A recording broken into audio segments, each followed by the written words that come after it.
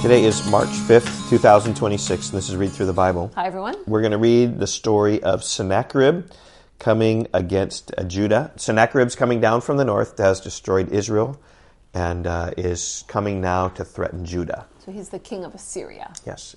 And Hezekiah is going to trust in the Lord, and basically the people are going to trust in the Lord, and Sennacherib and his army is going to be defeated. Yeah, God will miraculously just chase them away. Yes, in 2 Chronicles chapter 32. Here we go.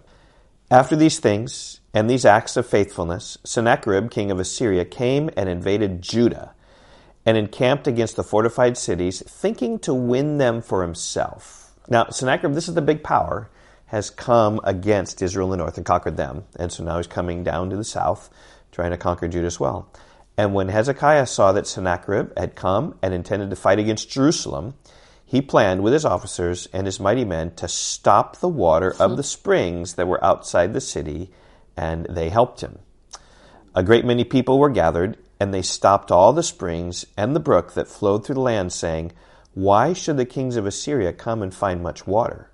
And then he set to work So I just have to jump in there. Sure. So I think that was a brilliant plan because even if they were surrounded by the Assyrian army, they still would have their water. So instead of the water source being outside the city wall, they brought it inside, and they did that by carving an amazing tunnel through the bedrock so that the water would come up inside the city. And that tunnel is still there today, and we walked through it many years ago when we went to Jerusalem. Many people who visit Jerusalem will walk through Hezekiah's tunnel to bring the water into the city. Quite an experience. It is. Okay, so here it is. He set to work resolutely and built up all the wall that was broken down and raised towers upon it. And outside it he built another wall, and he strengthened the Millo in the city of David. And he also made weapons and shields in abundance. And he set combat. And one quick thing. So he built another wall. That still stands. Well, it's still, you can see ruins of it today. A thick wall that was quickly thrown together, and Hezekiah's broad wall. Yep, Hezekiah's broad wall, and we saw that as well when we were in Israel. And he set combat commanders over the people and gathered them together to him in the square of the gate and the city, and spoke encouragingly to them, saying, "Be strong and courageous," just like Joshua. "Do not be afraid or dismayed before the king of Assyria and all the horde that is with him, for there are more with us than with him." I'm just thinking about 2 Kings, I think it was chapter 6, when Elijah was looking up and he saw out, and he saw the fact that there were these spiritual... Like an angelic army. Yeah, that was more for them. "For with him is an arm of flesh, but with us is the Lord our God to help us fight our battles." And the people took confidence from the words of Hezekiah, king of Judah. That's amazing that they believed him and took confidence in that. Yeah, especially Sennacherib. I mean, this is the king of Assyria, and he come and he trounced Israel in the north, and just kind of, they could expect that again. But they trusted the Lord. Some trust in chariots and some in horses, but we trust in the name of the Lord our God. And Hezekiah was a man of faith who persuaded them in those ways. Like the normal human thing, like in verse 7, would be to be afraid and dismayed. Right. But they weren't. Okay, verse 9. "After this, Sennacherib, king of Assyria, who was besieging Lachish with all his forces, sent his servants to Jerusalem, to Hezekiah, king of Judah, and to all the people of Judah who were in Jerusalem, saying, 'Thus says Sennacherib, king of Assyria, on what are you trusting that you endure the siege of Jerusalem? Is not Hezekiah misleading you, that he may give you over to die by famine and by thirst, when he tells you the Lord our God will deliver us from the hand of the king of Assyria? Has not this same Hezekiah taken away his high places and his altars, and commanded Judah and Jerusalem, before one altar you shall worship, and on it you shall burn your sacrifices? Do you not know what I and my fathers have done to all the peoples of the other lands? Were the gods of the nations of those lands at all able to deliver their lands out of my hand? Who among all the gods of those nations that my fathers devoted to destruction was able to deliver his people from my hand, that your God should be able to deliver you from my hand?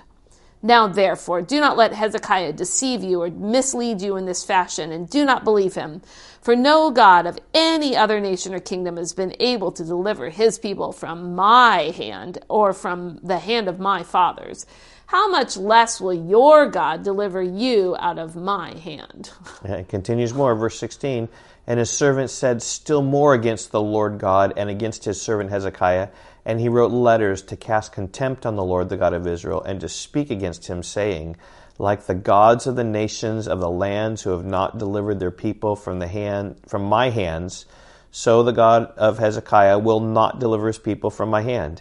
And they shouted it with a loud voice in the language of Judah to the people of Jerusalem who were on the wall, to frighten and terrify them in order that they might take the city. And they spoke of the God of Jerusalem as they spoke of the gods of the peoples of the earth, which are the work of men's hands. Verse 20, Then Hezekiah the king and Isaiah the prophet, the son of Amoz, prayed because of this and cried to heaven. And the Lord sent an angel who cut off all the mighty warriors and commanders and officers in the camp of the king of Assyria. And so it's not mentioned here, but 185,000 were struck down in one night. Yeah. That's what 2 Kings says. I think it's chapter 18 or 19 or something like that.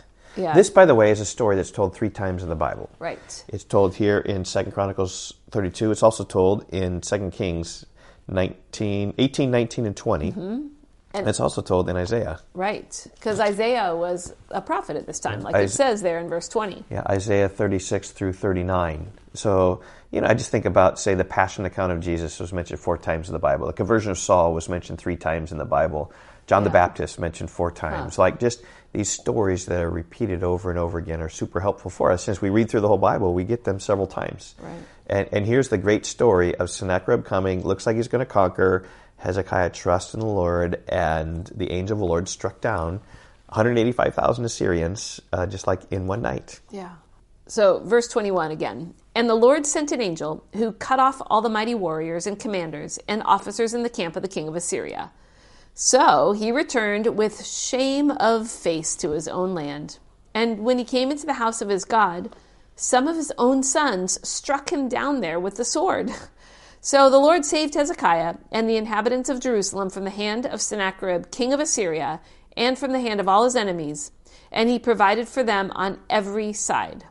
And many brought gifts to the Lord to Jerusalem and precious things to Hezekiah, king of Judah, so that he was exalted in the sight of all nations from that time onward.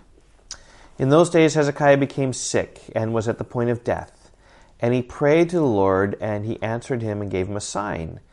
But Hezekiah did not make return according to the benefit done to him, for his heart was proud. Therefore wrath came upon him and Judah and Jerusalem. Like, here's this king who had done such great things. In the proudness of his heart, God's wrath came upon him. I think this is a lesson the exiles need to learn. Right. How much better it is to walk humbly with the Lord and to reform everything. And even Hezekiah did not finish well. However, here we see the key. But Hezekiah humbled himself for the pride of his heart, both he and the inhabitants of Jerusalem, so that the wrath of the Lord did not come upon them in the days of Hezekiah. Verse 27, And Hezekiah had very great riches and honor, for he made for himself treasuries for silver, for gold, for precious stones, for spices, for shields, and for all kinds of costly vessels, storehouses also for the yield of grain, wine, and oil, and stalls for all kinds of cattle and sheepfolds.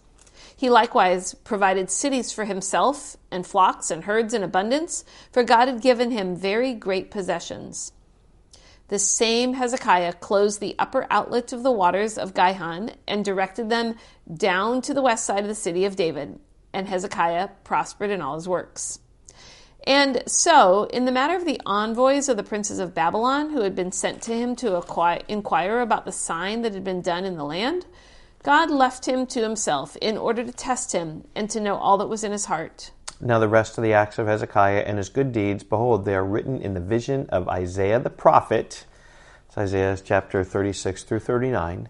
The prophet of the son of Amoz, in the book of the kings of Judah and Israel. That would be 2 Kings 18 through 20. And Hezekiah slept with his fathers, and they buried him in the upper part of the tombs of the sons of David. And all Judah and the inhabitants of Jerusalem did him honor at his death.